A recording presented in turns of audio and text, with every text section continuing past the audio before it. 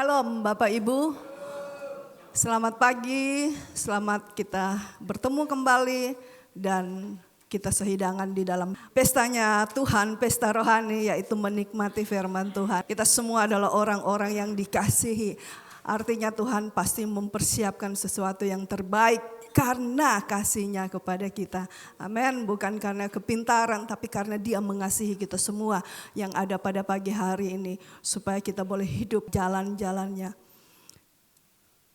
Setelah 2 minggu saya bergumul untuk mencari judul firman Tuhan sampai terakhir Pak Kardi tanya, "Bun ini jangan lupa judulnya apa?" Saya bilang belum bisa ditentukan, tapi akhirnya saya mengambil judul ini, pengenalan akan Tuhan, kunci identitas yang established.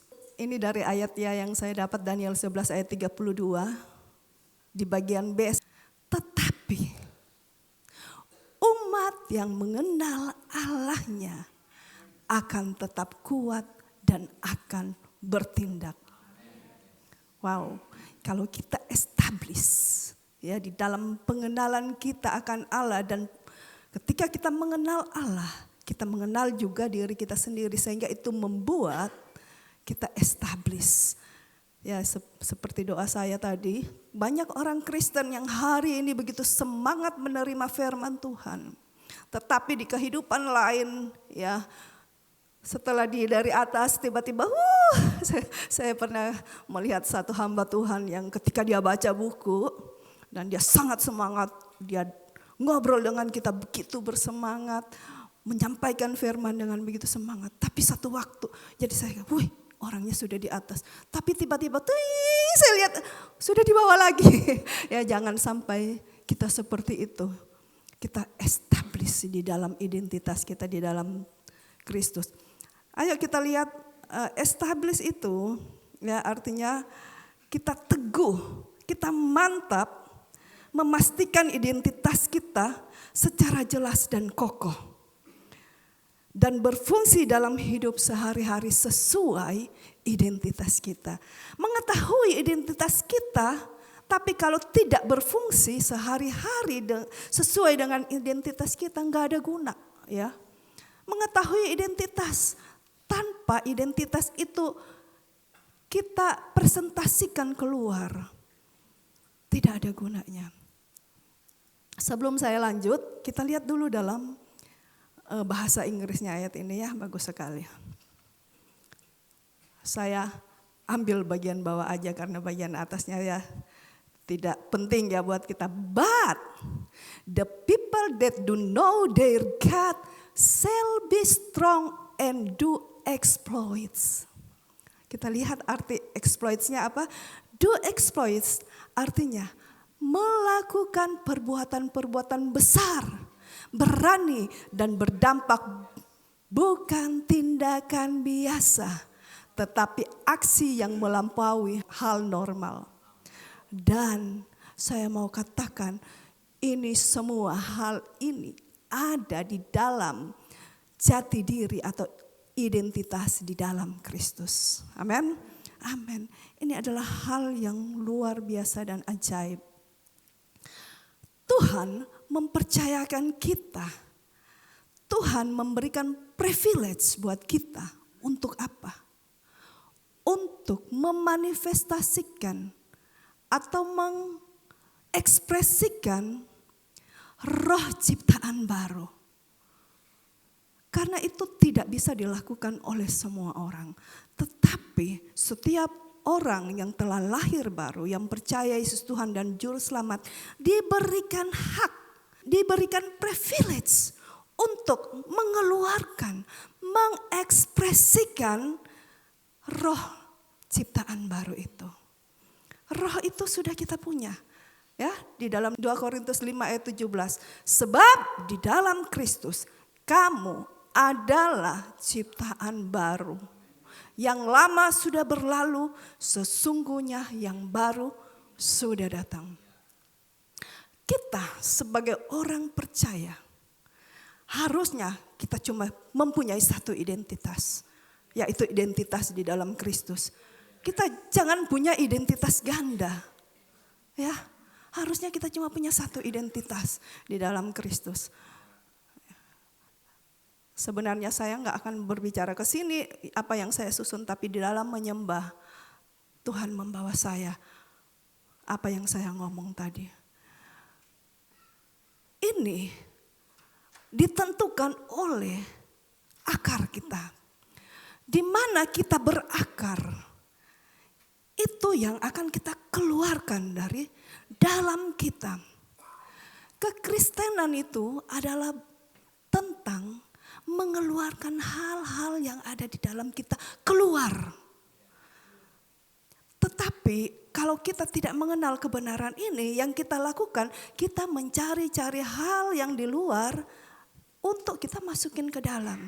Itu sebabnya kekristenan itu menjadi agak buram, agak kabur di dalam kehidupan kita. Jadi identitas kita itu ada di dalam kita, di dalam Kristus. Jadi jangan mencari lagi identitas kita di luar, ya. Karena identitas dibentuk di luar itu dibentuk oleh dunia ini. Dan itu bukan habit, bukan nature kita. Tidak cocok lagi buat kita. Amin. Firman Allah sebenarnya yang saya mau bawa adalah di dalam Efesus. Efesus 1 ayat 15-18. Ini adalah sesuatu yang sangat-sangat familiar bagi kita, benar ya? Yang ayat 17-18 ya. Ayat 17-18 ya itu. Dan meminta kepada Allah Tuhan kita Yesus Kristus, yaitu Bapa yang mulia itu, supaya Ia memberikan kepadamu roh hikmat dan wahyu untuk mengenal Dia dengan benar. Ini semua orang TLW sudah hafal, sudah tahu dan hafal di dalam kepala. Kalau selalu dibilang hafal di luar kepala, ntar melayang ya, hilang. Tetapi kalau kita lihat, ini adalah suratan Paulus kepada Efesus. Paulus menulis kepada jemaat Efesus, aku mau berdoa buat kalian. Tetapi sebelum ada ayat 17-18, yang jarang diperhatikan adalah ada ayat 15 dan 16. Ayat 15 dan 16 berkata begini, karena itu, setelah aku mendengar tentang imanmu dalam Tuhan Yesus dan tentang kasihmu terhadap semua orang kudus, aku pun tidak berhenti mengucap syukur karena kamu. Dan aku selalu mengingat kamu dalam doaku. Jadi doa Paulus ini berasal dari apa? Ketika dia melihat jemaat Tuhan. Dan dia katakan ketika dia melihat, mendengar ya tentang kehidupan jemaat ini, yaitu tentang imannya di dalam Tuhan dan kasih. Ya, jadi kita melihat ketika seseorang yang punya iman kepada Tuhan, dia punya sesuatu di dalam dia yang mengalir keluar, yang seperti saya katakan tadi. Karena apa? Karena kekristenan itu salah satu identitasnya. Orang Kristen adalah merambatkan akar-akarnya kepada Tuhan, kepada firman, kepada sungai Tuhan. Nah, ketika seseorang itu, jemaat itu merambatkan akar-akarnya kepada Tuhan, apa yang terjadi? Dia memiliki kasih terhadap semua orang kudus. Amin. Wow, dahsyat sekali. Ibaratnya spons ya. Ibaratnya spons. Ketika kita taruh di air bersih, ketika kita peras, apa yang keluar? Air bersih. Kalau kita taruh di air keruh, kita pencet, apa yang keluar? Air keruh. Kalau air got, paling pertama baunya keluar ya. Belum diperas juga sudah bau ya. Nah, kita dapat mengidentifikasi akar kita melalui apa yang keluar. Di mana kita merambatkan akar-akar kita, itu yang akan keluar. Aduh, ini bagus sekali kepada kita.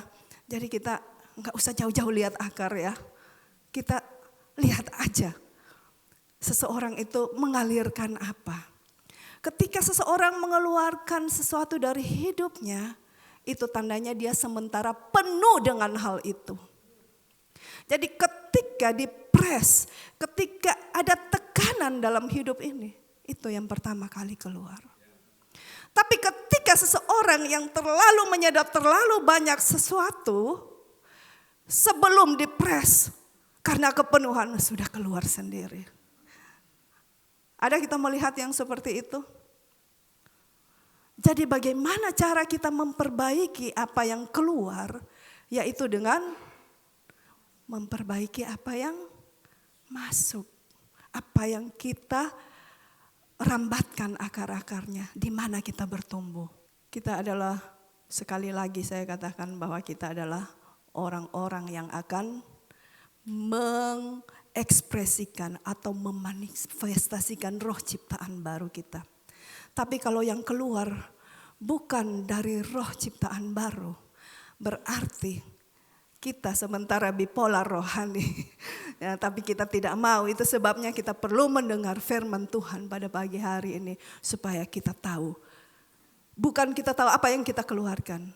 Kita tahu di mana kita harusnya bertumbuh dan mengokohkan, merambatkan akar-akar kita. Dan itu pasti akan keluar dengan sendirinya. Tidak perlu pusing untuk mengeluarkan. Tetapi harus kita urus, harus kita utamakan. Bagaimana kita menerima suplai itu. Apa yang kita konsumsi, itu yang paling penting. Amen. Semoga ini sangat memberkati kita. Lanjut ya. Jadi ketika dia melihat kehidupan dari jemaat Efesus, Paulus bilang, aku berdoa, aku meminta roh hikmat dan wahyu, supaya kamu mengenal Allah dengan benar. Tidak ada lain. Sumber kita adalah Allah. Karena dia sumber kita, maka kita harus mengenal dia dengan benar.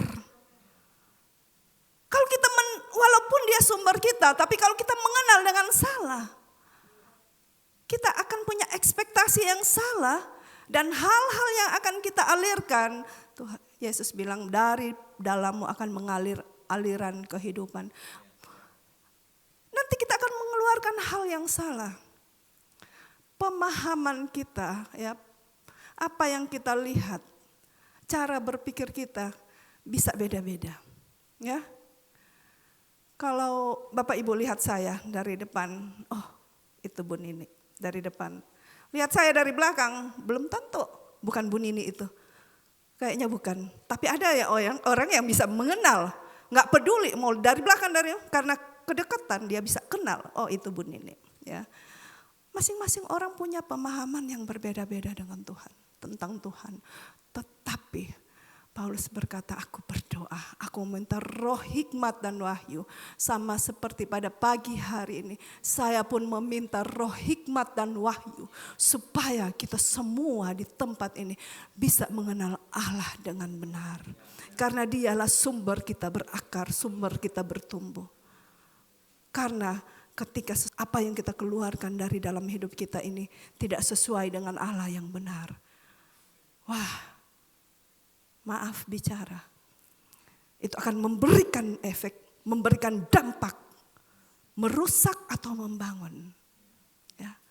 Kerajaan Allah tidak pernah merusak, kerajaan iblislah yang akan merusak. Kerajaan Allah itu selalu membangun. Paulus berdoa. Paulus mengambil satu tanggung jawab rohani untuk mendoakan, memproteksi agar supaya jemaat Efesus ini establish. Karena ya pada ujung-ujungnya di dalam wahyu jemaat Efesus ini ditegur dengan begitu keras. Coba lihat di dalam slide berikutnya. Ya. Namun demikian aku mencela engkau karena engkau telah meninggalkan kasih-Mu yang semula. Sebab itu ingatlah betapa dalamnya engkau telah jatuh. Bapak Ibu sekalian, kita tidak mau dikatakan Tuhan, kamu telah jatuh begitu dalam. Sementara kita menganggap diri kita ini baik-baik. Kasih karunia, anugerah ya, maaf ya, kasih karunia. Anugerah anugerah itu kita mengetahuinya. Dan banyak orang kebablasan, salah pengertian dengan anugerah. Padahal anugerah itu, saya lupa di Kolose atau di mana ya, katakan Filipi, bahwa anugerah itu mendisiplinkan kita, bukan membuat kita, oh gak apa-apa ada anugerah Tuhan. Tuhan tidak melihat kita karena perbuatan baik. Perbuatan dosa kita tidak mengurangi kasih Tuhan. Oh, jangan sesat saudara-saudara. Ini ada pola pikir yang sesat. Firman Allah berkata, jangan sesat. Apa yang ditabur orang itu akan dituai. Ketika engkau bermain-main dengan tidak disiplin, jangan sampai Anda berpikir bahwa Anda senang-senang saja. Ingat, Tuhan bilang apa yang engkau pikirkan itu akan memberikan tuaian. Itu sebabnya kita perlu mengenal Dia dengan benar. Amin. Kalau Paulus bisa berdoa untuk memproteksi jemaat yang ada di Efesus pada pagi hari ini, mari saya mau mengajak kita semua saling mendoakan, saling memproteksi. Tujuan kita di komunitas ini adalah untuk membangun, bukan menyudutkan, bukan untuk membuat orang makin rasa bersalah. Dan bukan juga untuk membuat orang, anugerah saya bebas berbuat dosa, Tuhan terima. Bukan. Maka kita perlu juga saling mengingatkan. Supaya kita berjalan di dalam kebenaran.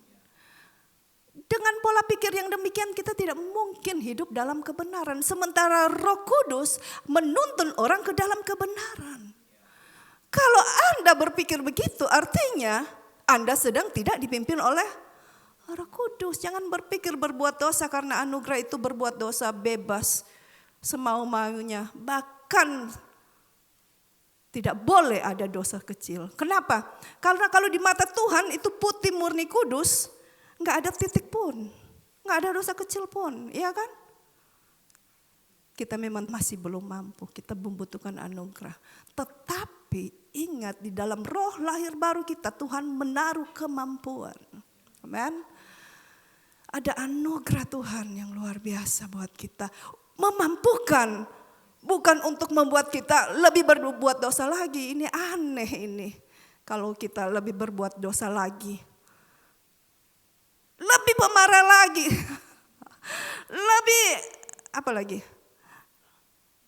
Lebih stres karena tidak mampu membiayai kebutuhan hidup sehari-hari. Saya pikir maaf ya, Tuhan mana yang engkau sembah? Bukan kita mau Injil kemakmuran, bukan teologi kemakmuran, tidak. Tapi Tuhan mana sih yang pelit sama kita? Allah Bapa yang begitu besar. Dia menciptakan langit, bumi begini.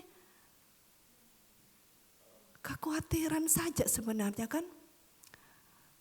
Dan perlu kita tahu ketika Tuhan berkata, jangan kamu khawatir tentang apapun juga. Harusnya kita jangan khawatir. Ketika Tuhan bilang jangan khawatir dan kita khawatir itu apa? Dosa. Bu Fe jawab dosa. Jadi jangan dulu berpikir bahwa saya bersinah khawatir pun dosa. Kita tidak mempercayai Allah. Karena khawatir akan kehidupan makan minum, seseorang bisa menghalalkan segala cara. Serem itu kekhawatiran. Ya. Saya kaget ya ketika Tuhan mengajarkan saya seperti itu. Bahwa jangan sampai jemaat itu khawatir. Artinya apa? Jemaat Tuhan harus tahu. Dia menjamin hidupmu. Dia menjamin. Dia adalah jaminan yang digantung di kayu salib. Wah, jaminan kita sampai digantung di kayu salib. Ya, kita lanjut.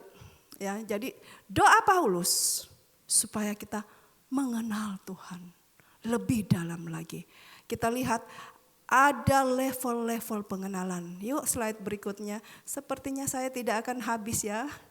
Sampai terakhir tapi gak apa-apa. Level pengenalan ini yang saya ambil yang pengajaran dari Charis. Saya coba search di luar-luar dari Charis, itu agak terbolak-balik dan saya ngambil aja dari pengajaran dari Charis. Level pengenalan pertama adalah gnosis, yaitu pengetahuan intelektual informasi atau informasi ya intelektual dari secara logika dari pikiran kita. Makna utama mengetahui secara mental informasi, data, doktrin. Bisa benar tapi belum mengubah hidup. Jadi seperti ini. Ada orang sampai level ini sudah tahu dalam pikiran pengetahuan tapi belum mengubah hidup. Gnosis ini dalam pengajaran Charis adalah knowing about God. Mengetahui tentang Tuhan, but not knowing God. Tapi bukan mengetahui Tuhan. Gnosis ini baru mengetahui tentang Tuhan. Tuhan ini loh, dia adalah juru selamat. Tuhan itu yang menebus dosa. Tuhan itu yang mati di kayu salib. Seperti ini loh. Biasanya apa? Bisa hafal ayat. Jadi jangan kita bangga ya jangan rendah diri juga bahwa aduh saya belum bisa ayat. Lihat sana, hafal ayat di dalam kepala. Tapi kelakuan di luar kepala. Haleluya. Nah, bisa hafal ayat, tahu doktrin kasih karunia. Ya ini karena dari Charis ya, tahu doktrin firman Allah. Bahkan sampai kasih karunia ya, kalau sudah tahu kasih karunia luar biasa. Bisa ikut kelas Alkitab ya. Ini yang baru tahap awal, oke, tidak apa-apa ya. Kita jangan menghakimi orang yang demikian. Puji Tuhan bisa hafal ayat, saya nggak bisa. Luar biasa dia ya kan. Terus tapi belum mengubah hidup. Tapi hidup belum tentu hidup dalam damai, iman dan kemenangan. Level mana kita? Contohnya saya tadi sudah kasih contoh ya. Tahu bahwa Allah mengasihi saya. Tahu bahwa saya orang benar dalam Kristus karena di TLW atau di Charis, karena kalau di luar belum tentu tahu ya. Tapi masih hidup dalam rasa bersalah dan takut. Pengetahuan ini di dalam 1 Korintus 8 berkata bahwa itu bisa membuat orang menjadi sombong dan gnosis tidak cukup. Yuk kita lanjut. Yang kedua, level pengenalan yang kedua, epignosis. Pengetahuan penuh atau dipahami. Makna utama pengetahuan yang tepat, mendalam, lengkap. Revealed knowledge, kebenaran yang dimengerti dan diyakini. Epignosis ini menurut Andrew Wommack adalah kebenaran yang sudah dibukakan di dalam pengertian kita. Ya. Epignosis is truth that has been revealed to your understanding. Yaitu kebenaran yang dibukakan, disingkapkan, diwahyukan ke dalam pengertian kita. Wow, sudah ada orang di level ini, puji Tuhan. Semakin mendalam lagi, ya semakin dalam. Dan saat apa sih orang seperti epignosis ini? Yaitu saat firman klik atau sama tiba-tiba ngeh, oh ini toh maksudnya. Dan orang di dalam level ini dia diterangi oleh Roh Kudus, itu doa Paulus tadi, supaya mereka memiliki roh hikmat dan wahyu dan memiliki mata hati yang terang, pengertian yang terang. Bukan sekedar tahu saja. Lanjut.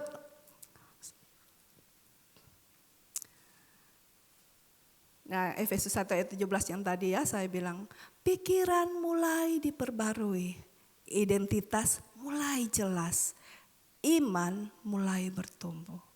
Wow. Tapi masih belum bisa termanifestasi penuh dalam kehidupan sehari-hari. Enggak apa-apa, TLW menerima orang di level gnosis, TLW menerima orang yang di epignosis. Jadi kita jangan terlalu mempermasalahkan orang-orang, tapi kita perlu seperti Paulus. Bapak, aku berdoa supaya dia menerima roh dan wahyu. Amin. Lanjut, ada level yang ketiga, yaitu ginosko. Saya tidak membawa pelajaran DI hidup yang kekal, tapi karena DI-nya pendek dan singkat, saya harus tampilkan ini. Karena kayaknya belum matang-matang ya di DI. Gnosis adalah pengenalan yang basicnya relasi dan pengalaman yang nyata. Makna utama mengenal melalui hubungan dan pengalaman. Ini yang harus ada di dalam kehidupan orang-orang Kristen. Kita mengenal Dia dengan benar melalui hubungan yang dibangun setiap waktu, setiap jam, setiap pengalaman hidup. Dan intimate secara pribadi, knowing God melalui keintiman, melalui kedekatan, dan itu melibatkan kehidupan kita sepanjang hidup kita, dan bukan hanya pada pengetahuan, pada pikiran. Ini adalah level yang lebih dalam, dan itu adalah hidup kekal. Yohanes 17 ayat 3, lanjut.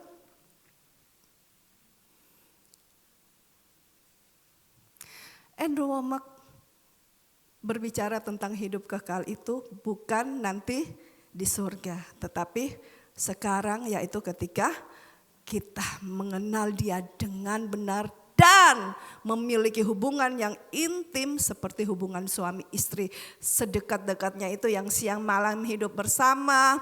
Ketika kita melakukan sesuatu ada tukar pikiran ya. Seperti itu, kita pernah enggak tukar pikiran sama Tuhan?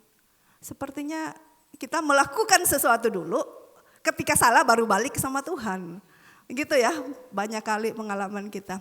Tetapi ini menjadi jelas bahwa ya kita harus datang omongin kepada Tuhan sebelum malah kita melakukan apapun. Jangan kita melakukan dulu baru balik kepada Tuhan. Amin. Kebenaran yang dihidupi, jadi yang kita hidupi adalah kebenaran. Identitas bukan sekedar pengetahuan, tapi yang tadi ya, roh ciptaan baru kita keluarkan, ekspresikan. Iman jadi bukan sesuatu yang sulit, tetapi iman yang mengalir secara natural. Makanya kadang-kadang saya itu tidak bisa membahasakan iman. Kenapa? Karena iman yang ada pada saya tidak lahir di dalam pikiran. Tetapi itu menjadi begitu alami. Sehingga ya kadang-kadang saya merasa bagaimana caranya ya saya bersaksi. Karena itu sudah menjadi begitu alami buat saya. Bukan sesuatu yang saya perlu berdoa untuk mendapatkan iman. Iman itu begitu alami. Ketika saya melakukan ini, berkat datang. Memenuhi kebutuhan saya. Bukan saya, Tuhan saya mau melakukan ini, saya gak punya duit. Saya berdoa Tuhan supaya keperluan saya dipenuhi, kebutuhan saya dipenuhi. Saya bukan seperti itu. Saya iman yang menjadi begitu natural dan ada ini oke, lakukan saja. Dan berkat datang, saya tahu bahwa semua kebutuhan saya dipenuhi. Menjadi gaya hidup saya. Jadi kadang-kadang saya gak bisa membahasakan iman lagi. Kenapa? Karena iman itu sudah menyatu di dalam hidup saya. Sehingga benar-benar ajaib Tuhan. Saya tidak kekurangan satupun yang baik, firman Allah bilang. Walaupun saya tidak punya bank account yang untuk kumpulin itu, tapi semua kebutuhan saya dipenuhi. Jadi saya gak peduli dengan bank account saya. Yang saya peduli bahwa apapun saya lakukan, kebutuhan saya dipenuhi. Ada yang melihat-lihat bank account-nya, jadi iman menjadi begitu natural. Tidak lagi berusaha menjadi benar, tidak lagi terhakimi. Hidup dari siapa kita yang sudah di dalam Kristus. Damai, iman, dan kasih mengalir spontan. Mengampuni spontan. Harusnya seperti itu. Jadi kadang-kadang ya saya susah membahasakan. Saya bingung dengan orang yang bergumul ya. Karena saya begitu relax, rest in God ya. Saya begitu merasakan kasihnya itu begitu nyata, begitu mengalami dengan spontan, dengan natural. Dan saya mau ini dialami oleh kita. Yaitu bagaimana caranya itu. Ginosko dengan Allah. Ginosko begitu intim dengan Allah. Sampai kehidupan Allah mengalir dalam hidup kita. Sampai kita tidak tahu lagi masalah. Amin. Bukan tidak ada masalah, tapi masalah sudah tidak punya arti. Kenapa? Karena segala sesuatu yang berguna untuk hidup yang saleh sudah diberikan. Roh Kudus sudah diberikan. Iman sudah diberikan. Anugerah semua. Iman bukan sesuatu yang kita upayakan. Pemberian. Jadi kalau kita, kenapa ya berat untuk beriman? Karena tidak punya yang namanya ginosko. Tapi pada siang hari ini saya yakin dan percaya ini akan memberikan pencerahan. Saya berdoa Roh Kudus menerangi hati orang-orang pada siang hari ini. Sehingga ketika kita punya level ginosko ini, kita menjalani hidup ini begitu enteng, begitu mudah. Jujur, saya punya masalah dan beban lebih banyak. Orang lain punya masalah dan beban yang dimasukin ke saya. Yang ditimpakan yang saya sampai. Tuhan bagaimana caranya untuk memasukkan mereka ke ginosko ini. Saya juga tidak tahu bagaimana caranya. Karena itu adalah pekerjaan Roh Kudus. Amin. Bukan pekerjaan manusia. Di sini memang menyediakan sarana-sarana ya untuk kita masuk kepada ini. Tetapi itu atas usaha pribadi. Amin. 10 menit saya belum masuk sampai ke intinya ya. Puji Tuhan. Lanjut.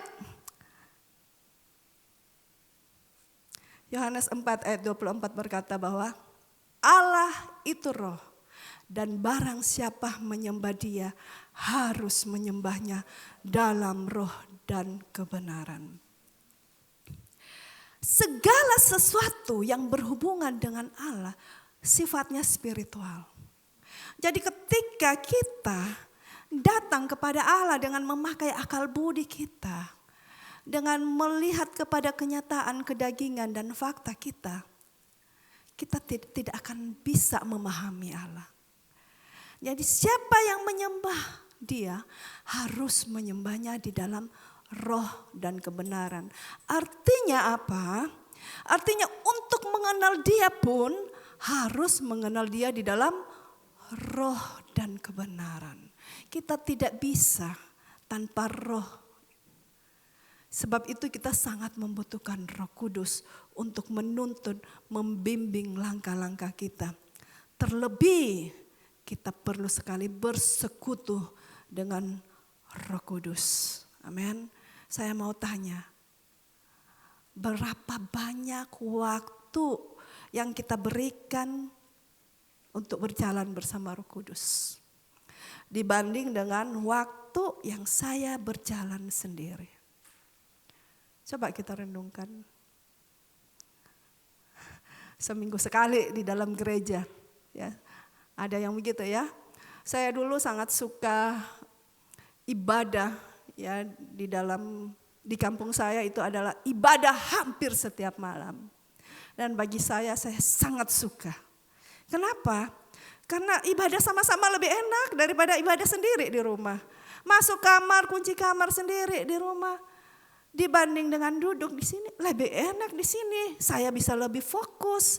Jadi bagi saya tidak keberatan dengan kegiatan ibadah yang dilakukan dari minggu sampai minggu lagi. Setiap malam saya lakuin itu. Dan saya lakuin dengan penuh sukacita. Ya saya memang agak kurang di dalam pribadi dan hubungan sendiri. Karena apa? Saya bilang ya karena ada ya, fasilitas yang dibuka, ibadah yang dibuka seperti itu. Jadi itu yang saya lakukan. Enggak apa-apa, apa yang membuat engkau nyaman, lakukan itu. Tetapi jangan seminggu sekali karena ibadah ini cuma seminggu sekali kita di sini. Tapi jangan seminggu sekali terlalu kering kerontang hidup kita. Nanti terlalu kedagingan kita. Mulai sekarang berjalanlah di dalam Roh Kudus. Berjalan bersama Dia. Karena kehidupan kita, saya katakan bahwa kita semua ini adalah orang-orang yang kalau 2 Korintus 3 ayat 16 bilang bahwa kita adalah orang-orang pelayanan roh. Ya, bukan pelayanan daging. Jadi kalau khotbah di sini harus seorang yang benar-benar punya keintiman dengan Tuhan yang dalam dan bisa mengeluarkan hal-hal yang dari Allah. Kalau hal-hal dari logika nggak akan masuk untuk orang-orang khotbah orang-orang di sini. Ya, itu sebabnya saya mengatakan bahwa pelayanan di sini adalah pelayanan roh.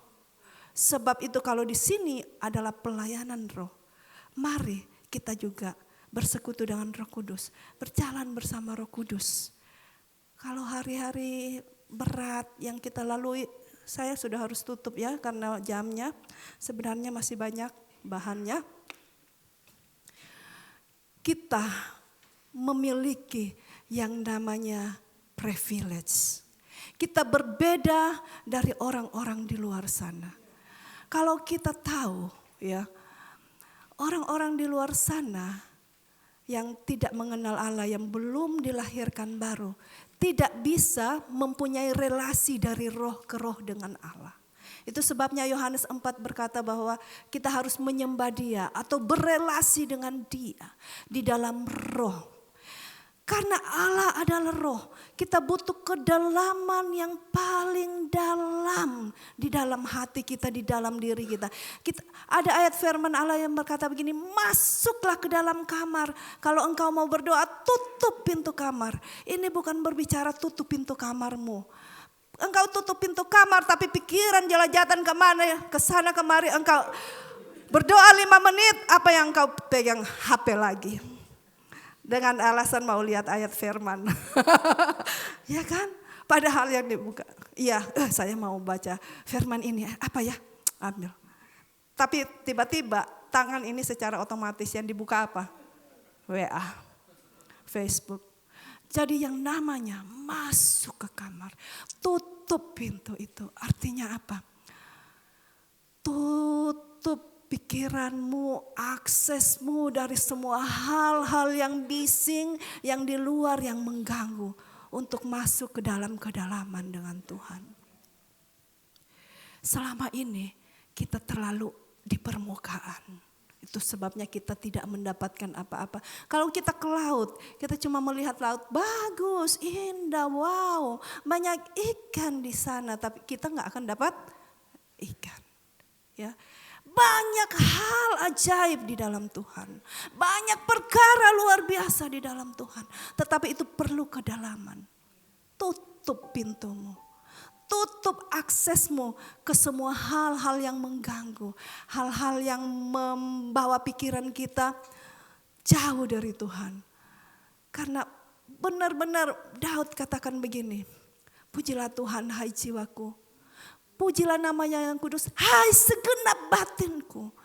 Untuk mencari Tuhan dan bersekutu dengan Tuhan kita perlu dengan segenap jiwa, dengan segenap akal budi, dengan segenap kekuatan, dengan segenap batin kita.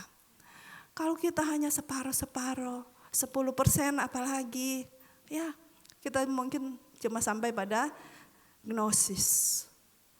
Tapi puji Tuhan udah ada orang-orang di level epignosis. Ketika engkau sudah ada di level epignosis, wow, sangat excited. Puji Tuhan, ini kebenaran saya.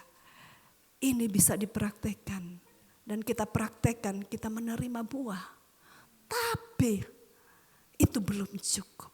Kita harus masuk lebih dalam lagi. Karena kekristenan itu tentang kedalaman. Tentang tinggal di dalam Dia. Firman Allah yang banyak sekali yang saya sebenarnya catat. Ada satu firman yang berkata begini. Ini aja baru di slide ke-5 kali ya. Sementara saya 9 dan ada ayat yang di sini yang belum saya masukin. Tapi enggak apa-apa. Tapi puji Tuhan ya, ada ayat berkata begini.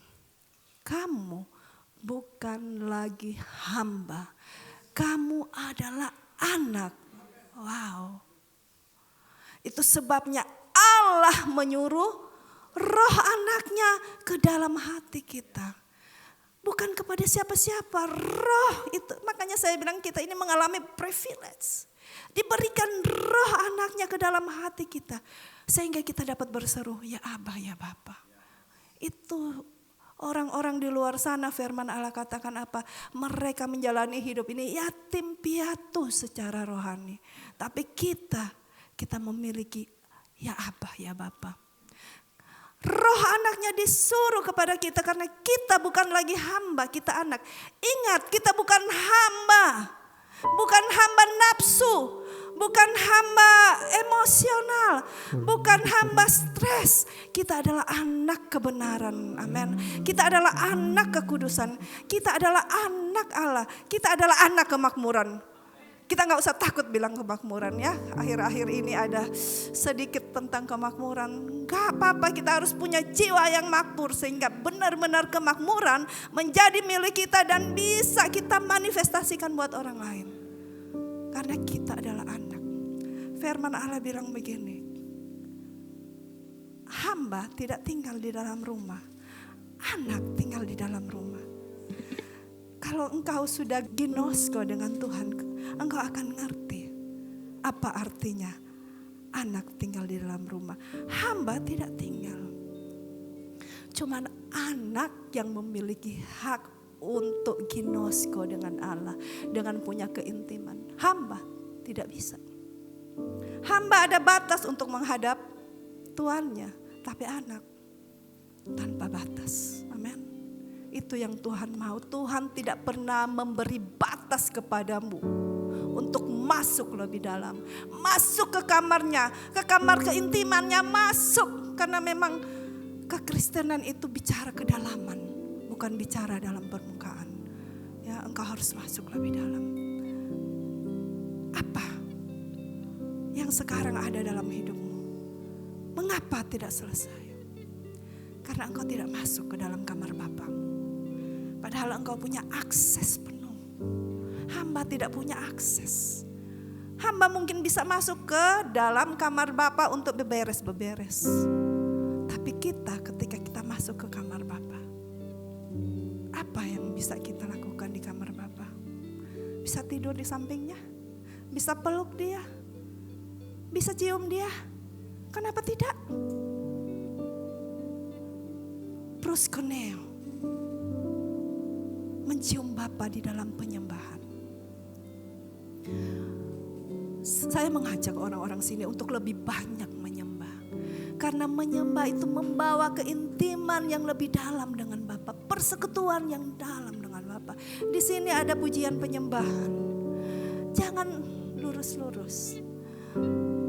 Saya suka lihat ke belakang siapa orang yang kelihatan soalnya. Sama seperti Paulus bisa mendengar tentang orang di Efesus, artinya ada orang-orang bisa melihat dan menceritakan. Kehidupan memang yang kita jalani adalah kehidupan rohani, tetapi yang bisa dilihat secara jasmani. Bahkan penyembahan pun yang sifatnya rohani bisa dilihat secara jasmani. Banyak orang yang merasa ya ibadah kita nggak berasa-berasa, ya memang kata Pak Dolfi jangan berasa-berasa. Kenapa? Karena memang banyak orang yang kurang tahu penyembahan di tempat ini. Kenapa? Karena memang dia belum masuk lebih dalam, belum mau. Ada kok orang di sini tapi pikirannya di luar, benar nggak? Itu sebabnya kunci tutup pintumu. Ketika engkau ada di sini udah tutup aja akses dari segala hal bising yang akan membuat engkau, mengganggu engkau konsentrasimu. Fokus. Untuk keintiman yang di dalam itu juga berbicara fokus. Seberapa banyak dalam satu hari engkau fokus kepada Tuhan. Dibanding dengan seluruh aktivitasmu. 1 menit, 2 menit, 3 menit, 5 menit. Kalau engkau belum bisa banyak 5 menit silahkan. Tetapi kalau bisa, engkau harus masuk lebih dalam lebih sering. Sampai itu menjadi naturalmu. Sampai itu menjadi gaya hidupmu tanpa perlu engkau berusaha dengan kekuatan sendiri. Karena itu mengalir keluar dari dalam dirimu. Saya tidak perpanjang karena waktu saya sudah habis. Tuhan Yesus memberkati kita semua.